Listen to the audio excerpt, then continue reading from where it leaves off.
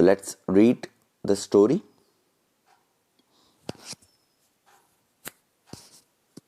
I will begin with Bruno, my wife's pet sloth bear. I got him for her by an accident. So the writer, the author, Kenneth Anderson, he's telling us that he will begin by describing us that who Bruno was. Bruno was a sloth bear that he got for his wife by an accident. 2 years ago, we were passing through the sugarcane fields near Mysore. Okay, the author is telling how he got the bear. 2 years ago, they were passing through Mysore. People were driving away the wild pigs from the fields, shooting at them. People were shooting the wild pigs. Some were shot and some escaped.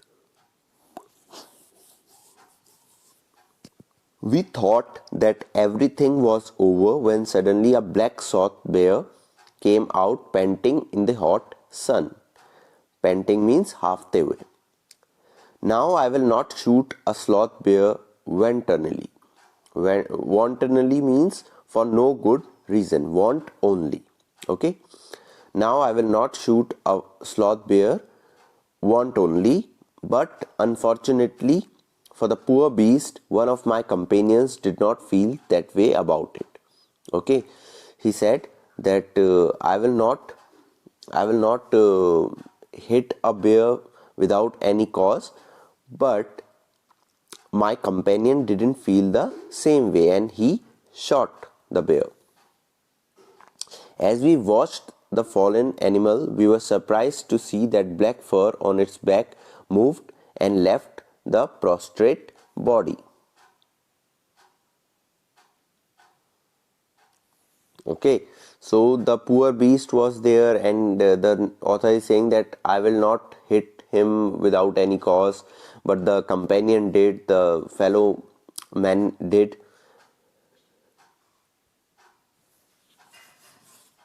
And the whole group watched this fallen animal. They were surprised to see the black fur on its back moved and left the prostrate body.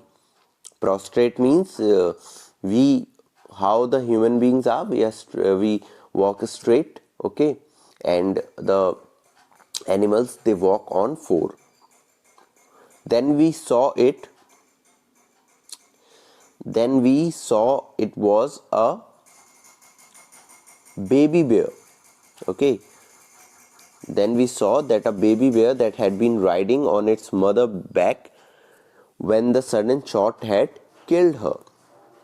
Okay, so the companion, he shot the bear that was a mother bear, and it was having a baby that was riding on its back. The little creature ran around its prostrate parent, making a pitiful noise. Prostrate means lying on the ground, facing the ground on fours. Then the baby bear started screaming, and with pain it was screaming. I ran up to it to attempt a capture. Okay, so what author did, he ran up to the bear to get a hold of him. It scooted into the sugarcane field. Okay, it ran away to the sugarcane field, following it with my companions. Okay, the companions was also after the baby bear. I was at last able to grab it by the scruff of its neck while it snapped and tried to scratch me with its long hooked claws. The narrator somehow managed to grab him, but the bear was scratching the narrator back. It was in a defense posture, attacking the narrator. We put it in one of the gunny bags. Okay, one of the bags, the big bag they put it inside the bear we had brought, and when I got back to Bangalore, I dully presented it to my wife. So what happened, when the narrator went back to Bangalore from Mysore, he presented the bear to his wife. She was delighted. She was overjoyed. She at once put a colored ribbon around its neck, and after discovering the cub was a boy, she uh, christened it Bruno. Christen means when you name someone, it is called christening. Okay, some in some part of the world, in West, to be precise, the first name that we have, like I have Aman, so the first name is called the Christian name. Okay, so they christened it Bruno, as it was a boy. Bruno soon took to drinking milk from a bottle.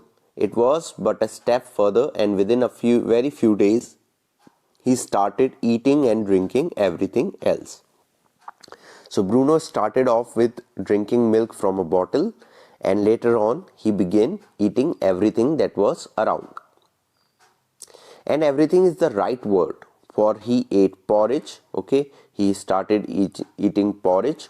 Porridge is dalia, of course, made from any ingredients, vegetables, fruit, nut, meat, especially pork. Okay, especially pork he loved, curry and rice, regardless of the condiments and chilies. Condiments means spices, breads, eggs, chocolates, sweets, pudding, ice cream, whatever you give him, he will eat. Or whatever you will not give him, he will also eat that. It will also eat that.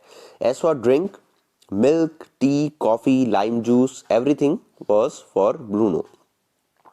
Aerated water, buttermilk, beer, alcoholic liquor, and in fact anything liquid. It all went down with relish. So Bruno was a very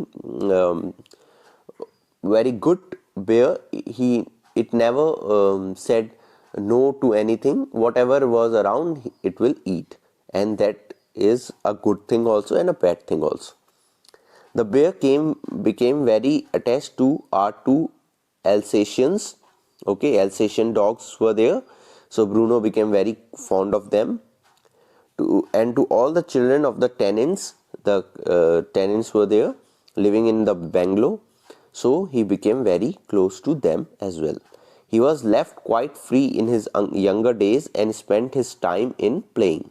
Okay, so in his younger days, it used to play a lot, running into the kitchen and going to sleep in our beds. So the author says that it was a free beast, free animal, and it used to roam around everywhere in the kitchen and everywhere around, and used to sleep on our beds as well, and used to play in the younger days.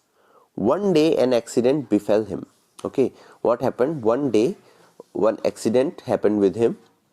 The author put down poison, barium carbonate, to kill the rats and mice that had got into my library. So the author very because of a lot of mice and rats were there, so he put some barium carbonate, the poison, to kill them.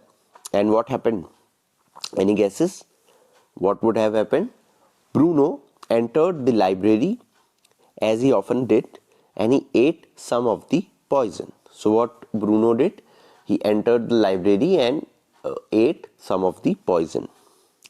Paralysis set into the extent that he could not stand on his feet. So sudden paralysis attack was there for Bruno, because he ate the entire poison. But he dragged himself on his stumps to my wife, who called me. Okay, he was dragging himself. He was trying to crawl. He was trying to reach to his owner, the wife. I guessed what had happened. Off I rushed in the car to the vet's residence. A case of poisoning. Tame bear. Barium carbonate. What to do? Okay, so he told everything to the veterinary, the doctor, that a bear, he has taken barium carbonate, and what to do now.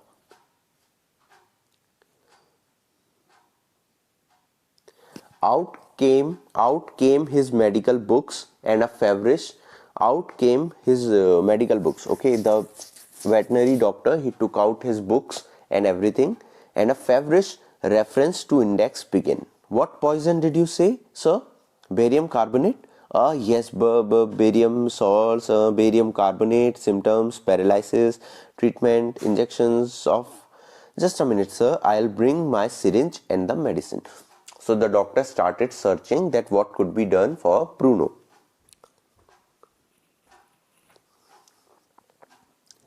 I'll bring my syringe and the medicine, he said. A dash back to the car, Bruno still floundering about on his stumps, but clearly weakening rapidly. Some vomiting, heavy breathing, with heaving flanks and gaping mouth. Okay, so Bruno was heavily breathing. He was having difficulty to be all right. He was having heavy breathing, plus he was very weak. He was getting weak. Hold him, everybody. In goes the hypodermic. Bruno squeals. 10 Celsius of the antidote enters his system without a drop being wasted. So the doctor put the syringe, and 10 minutes later condition unchanged. Another 10 cc injection, and 10 minutes later breathing less stertorous. Okay. Stertorous breathing means noisy breathing. Okay. Stertorous breathing means a very uncalm breathing, very noisy breathing. He cannot stand yet. 30 minutes later, Bruno gets up and has a great feed. Okay, 30 minutes later, what he did? He has some food. He looks at us disdainfully, as much as to say, what's barium carbonate to a big black bear like me? Bruno is still eating. So even after going through so much, he was still having the food, and he was acting like, what can a little piece of poison do to a big bear like me? Another time he found nearly 1 gallon of old engine oil, which I had drained from the stump of the stud baker and was keeping as a weapon against the inroads of termites. Okay, so Bruno once drank of the engine oil, okay, that was kept by the narrator for killing the termites. He promptly drank the lot, but it had no ill effects whatever. Bruno drank the whole lot, but still, because of his big body, he was very huge, it didn't have any effect. The months rolled on, and Bruno had grown many times the size he was when he came. So months passed, and Bruno became very huge. He was twice or thrice the size he was when he first came to the house. He had equaled the Alsatians in height and had even outgrown them. Two Alsatians were there. Alsatians are very tall breed of dogs, and he had outgrown those Alsatians as well. But was just as sweet, just as mischievous, just as playful. He was huge, he grew up, but he was just as naughty, playful, mischievous like he was during his younger age. And he was very fond of us all. So he was very attached to the family. Above all, he loved my wife, and she loved him too. So what happened? Bruno became big, but he was a kid still inside him, and he loved the narrator's wife. She had changed his name from Bruno to Baba, a Hindustani word signifying small boy. So Bruno was again named, and his name was changed to Baba. And he could do a few tricks too at the command Baba wrestle or Baba box. He vigorously tackled anyone who came forward for a rough and tumble. Give him a stick and say Baba hold gun, and he pointed the stick at you. So Baba used to act like he's boxing. He used to play with the stick. He used to wrestle. So everything that was asked to Baba, he used to do. Where's baby? And he immediately produced and cradled affectionately a stump of wood which he had carefully concealed in his straw bed. So if you will ask Bruno that Baba, that where is the baby, he would act like he is cradling. Okay, he act like he is having a small baby in a stump of wood which he had carefully concealed in his straw bed. Sorry. But because of the tenant's children, poor Bruno or Baba had to be kept chained most of the time. But because there were kids around of the tenants, Bruno had to be changed every time because it was a bit risky for the kids.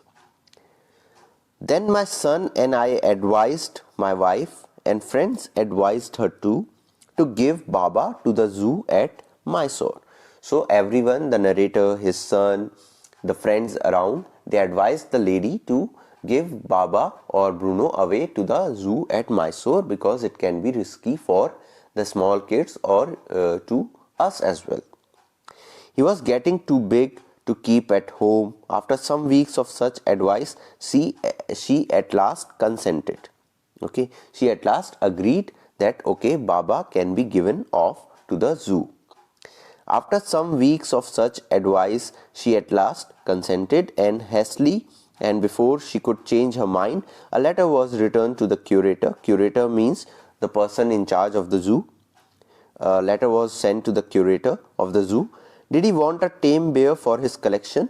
They asked him that, do you want a tame bear? He replied yes. The zoo sent for a cage from Mysore in a lorry, a distance of 87 miles, and Baba was packed off. Okay, so here the story part 1 concludes. We have seen that how beautifully the relation of Baba and the author's wife is shown in the story. How Baba is a very mischievous bear, how he drank of poison and engine oil, how he plays with the narrator's wife, how he boxes, how he wrestles, how he, when he's asked that where's the baby, he acts like he's having a cradle. So everything is there. But later on, because of the safety of everyone and Baba was getting big, he was sent off to the zoo at Mysore. So the part 1 of the chapter is over here, and together we have seen that how Bruno is and what a lovely creature Bruno is. And in the next part, we are going to see that what happens next with it. Okay, so till that time, you have to do the word meanings of the chapter that I have asked you to do so. And if any confusions are there related to the chapter, feel free to ask. Just go through the story, enjoy the story. We are explaining you the stories through the lectures. The teachers are making a lot of efforts for you. But you also, for my subject, literature, you have to read it also. Don't just watch the videos or don't just watch any other YouTube video. Firstly, you should read the story on your own from the book. Then you will enjoy the story more. So, I am Aman from DPS Silvani Ramachau. You are watching video classes. We will meet again soon with a part 2